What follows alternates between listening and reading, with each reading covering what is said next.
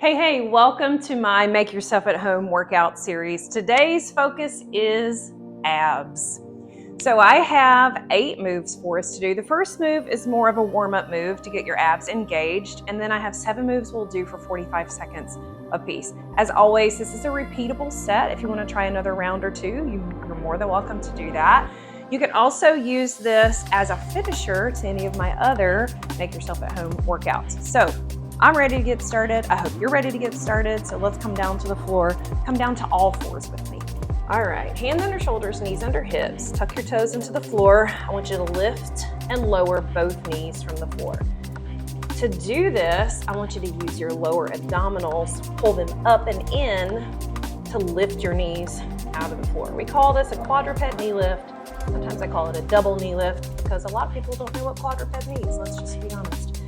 So I really want you to think about, instead of pushing your hands through the floor, lift up and in through your belly, through the low abs. And let's be honest, this is harder than you thought it was going to be, right? If you're doing it correctly, you should feel it in your abs. All right, we're going to do 3 more, and then we're going to kick it off with a move I call Crossbody C Crunch. So let's set that up. You're gonna come down onto your back, feet on the floor, fingertips behind the base of your neck.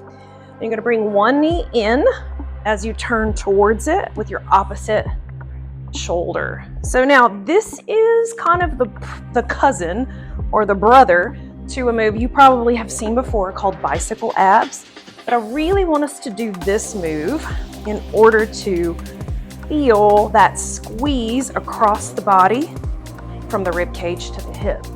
So really think about twisting your rib cage around towards your opposite hip. Elbows stay open nice and wide. And we're breathing through. We're here for another 5 seconds. 3, 2, and 1. All right, next move coming at us is a side plank scoop. So set yourself up on one elbow tucks underneath your shoulder. You can be on your bottom knee, or you can extend both legs long. We're gonna reach up with our top hand, lift yourself up into a side plank. Your top hand's gonna scoop and then reach right back up. So you're wrapping yourself up with your hand. Imagine that your palm is a shovel and you're shoveling or you're scooping out your waistline. So you draw your belly in, you draw your rib cage up and away from your hand. Try your best to keep both hips square. That means facing forward, but your chest turns and faces the floor. All right, like I said, if you need to, you can be on your bottom knee. 45 seconds is a long time to hold that position. So if you need to, drop down, take a breather, and then get back in. And rest. All right, same move on the other side. Elbow underneath your shoulder.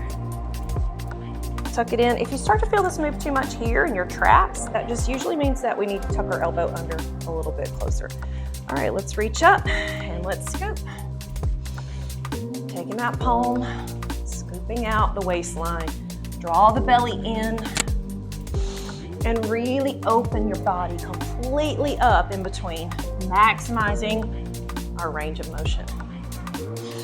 Breathing is crucial when we're training our abs, guys. So make sure you're breathing in through your nose and a big exhale through the mouth.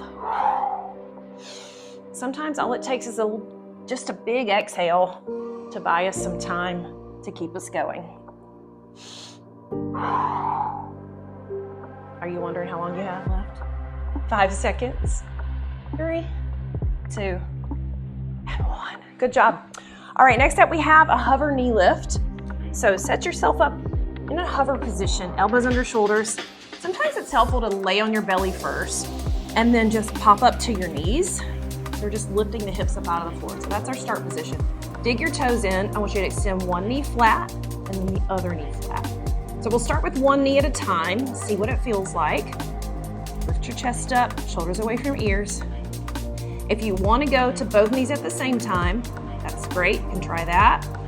Now this is another one of those sneaky moves that's tougher than you think it's gonna be, because I really want you to focus on keeping your hips steady. No rocking through the hips, no lifting and lowering through the hips. In fact, if I was just to look at your torso, I wouldn't even know that your legs were moving.